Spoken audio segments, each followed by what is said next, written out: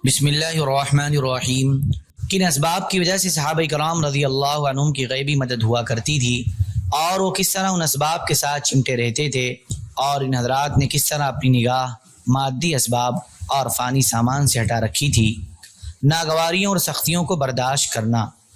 حضرت عبد الرحمن بن عوف رضی اللہ عنہ فرماتے ہیں، اسلام ناگواریوں اور سختیوں کو لے کر اترا ہے، یعنی ناگواریاں اور سختیاں برداشت کرنے سے اسلام کو ترقی ملتی ہے۔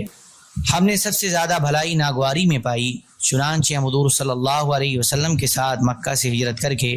بڑی ناگواری کے ساتھ نکلے، لیکن اللہ نے اسی ہجرت کی وجہ سے ہمیں بلندی اور کامیابی عطا فرمائی۔ اسی طرح ہم حضور صلی اللہ علیہ وسلم کے ساتھ غزوہ بدر میں گئے تھے، اس وقت ہمارا حال وہ تھا جسے اللہ تبارک و تعالیٰ نے ان آیات میں بیان فرمایا ہے۔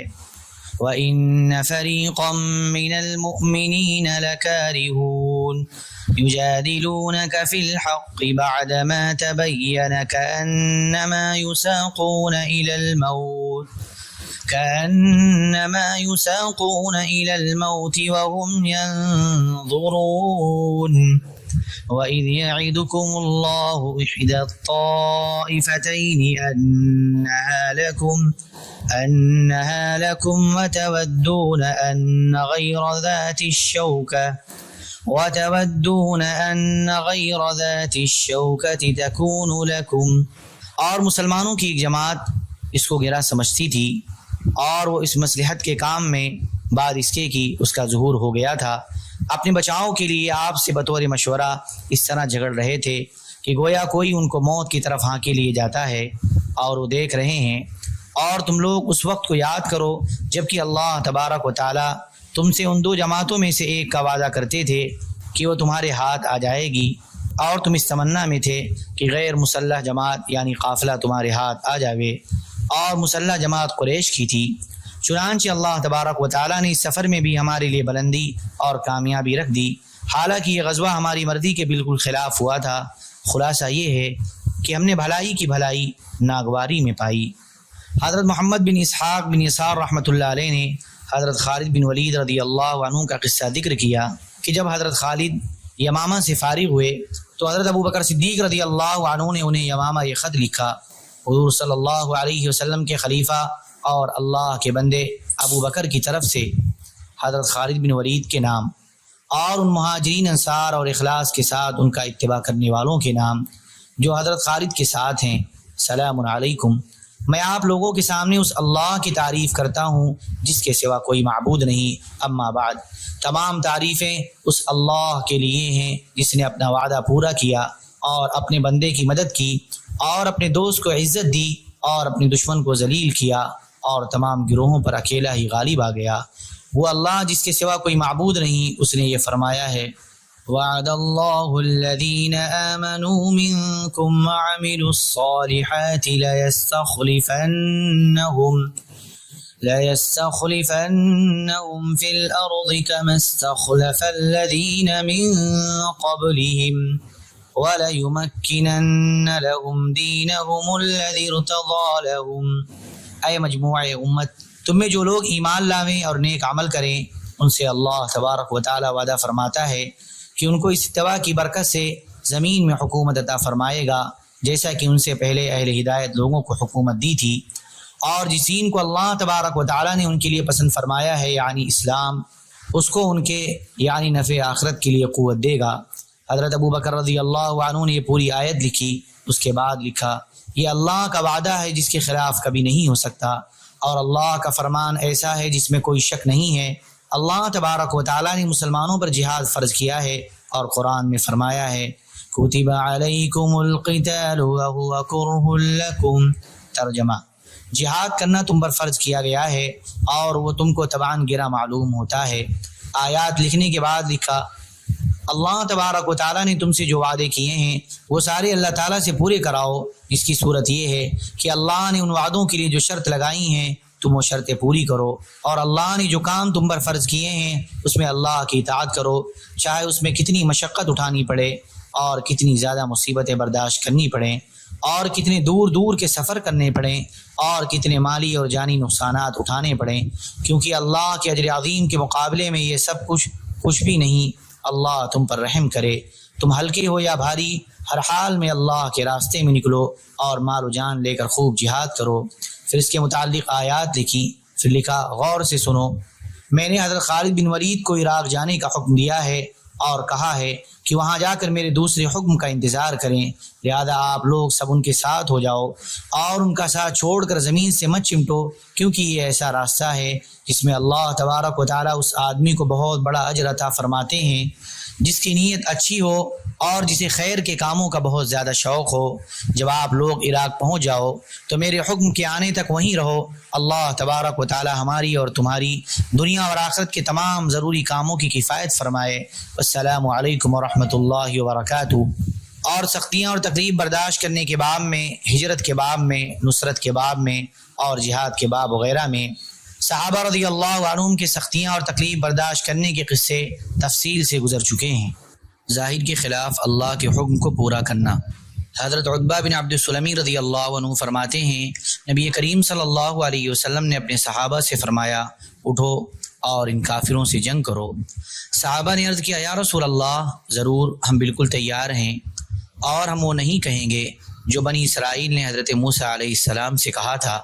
کہ آپ جائیں اور آپ کا رب جائے اور آپ دونوں جنگ کریں، ہم تو یہاں بیٹھے ہوئے ہیں،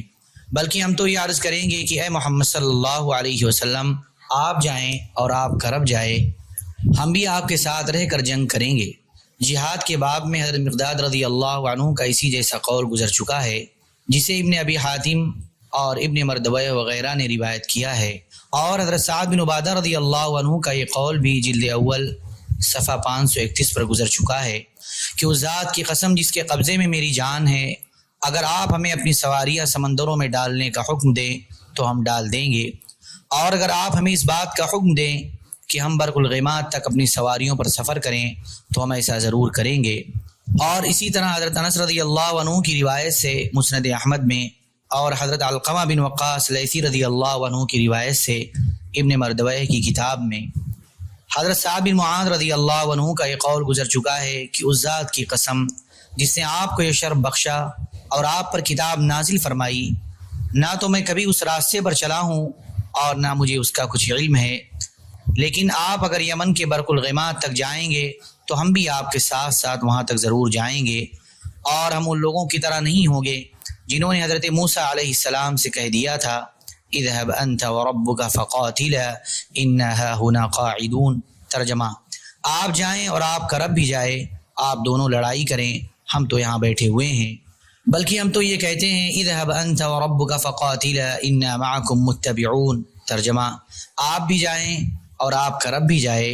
آپ دونوں لڑائی کریں اور ہم بھی آپ کے ساتھ ساتھ ہیں۔ ہو سکتا ہے کہ آپ تو کسی اور کام کے ارادے سے چلے ہوں اور اب اللہ تبارک و تعالی کچھ اور کام کروانا چاہتے ہوں، یعنی آپ تو قافلے ابو سفیان کے مقابلے کے ارادے سے چلے تھے،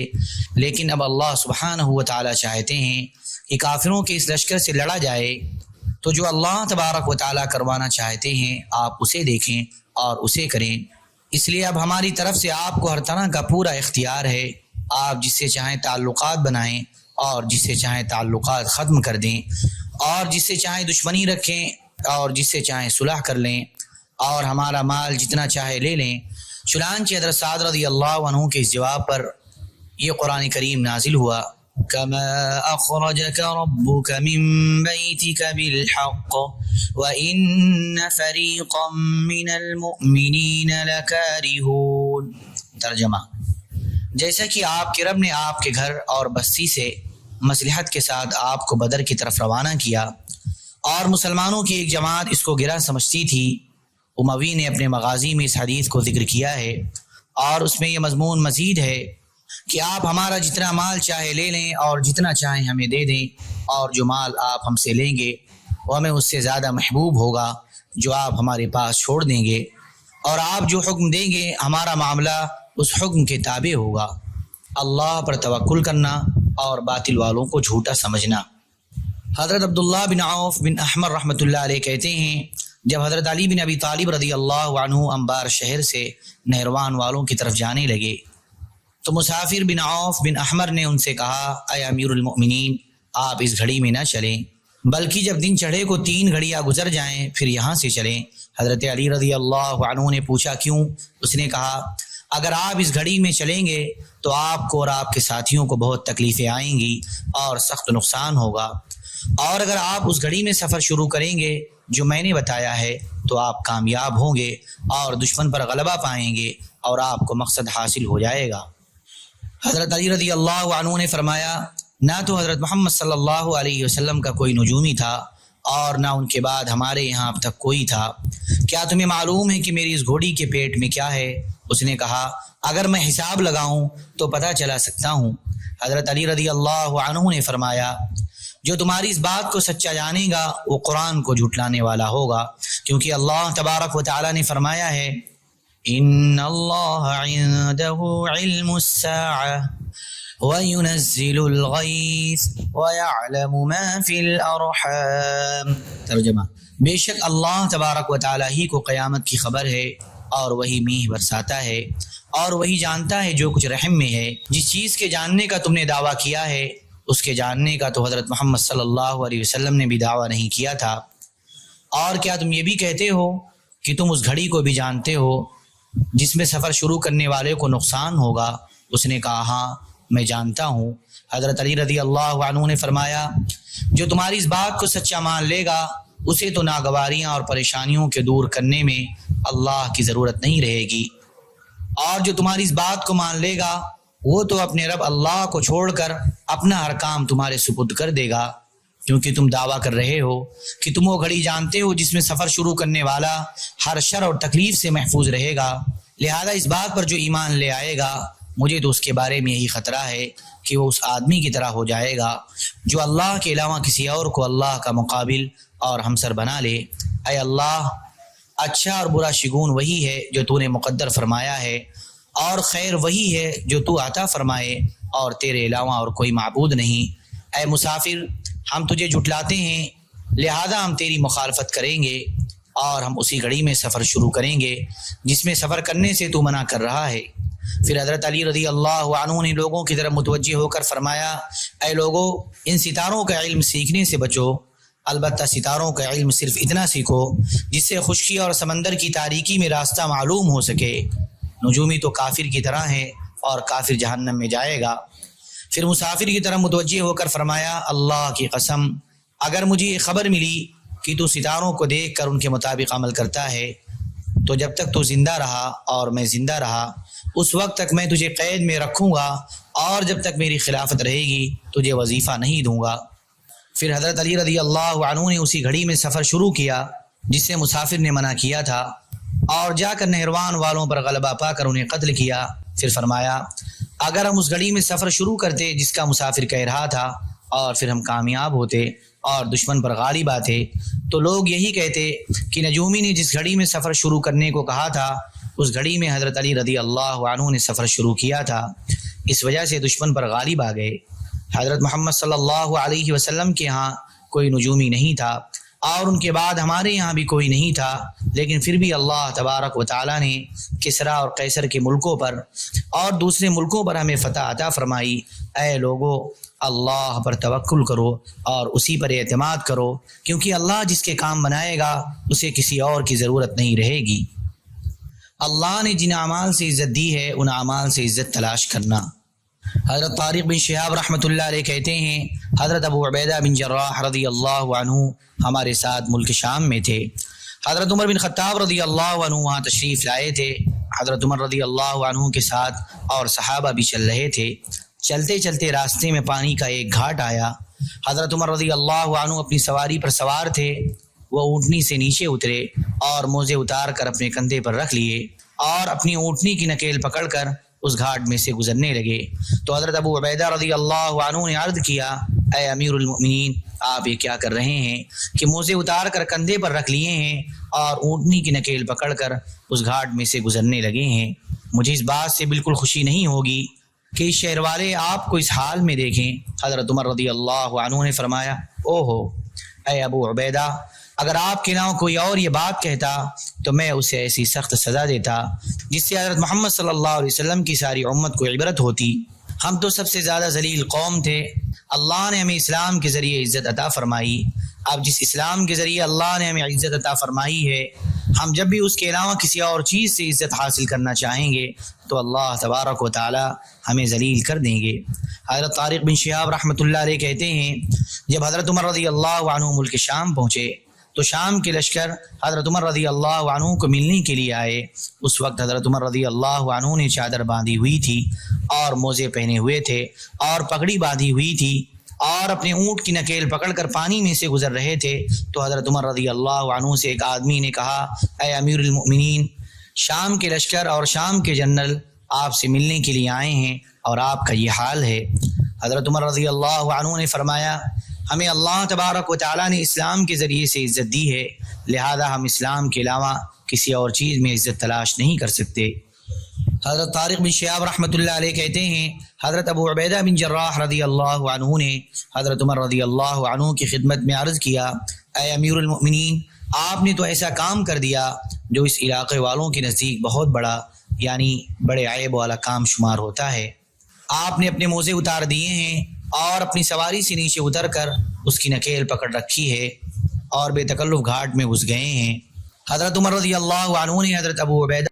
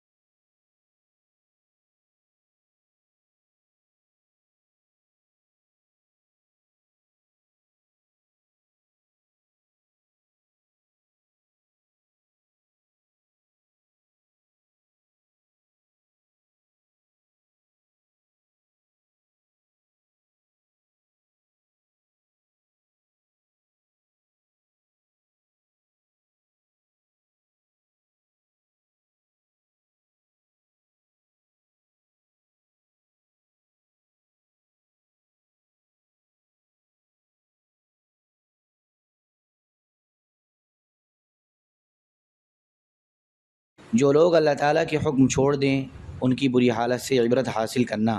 حضرت جبیر بن نفیر رضی اللہ عنہ فرماتے ہیں جب قبرص جزیرہ فتح ہوا تو وہاں کے رہنے والے سارے غلام بنا لیے گئے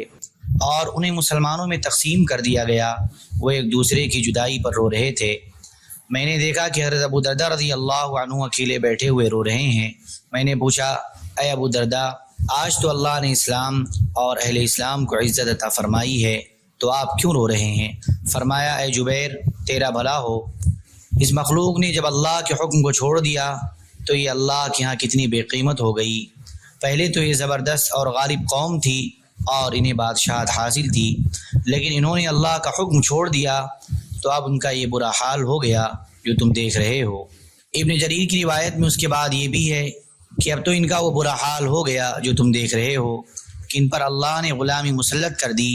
اور جب کسی قوم پر اللہ غلامی مسلط کر دے تو سمجھ لو کہ اللہ کو ان کی کوئی ضرورت نہیں، کیونکہ ان کی اللہ کے ہاں کوئی قیمت نہیں رہی۔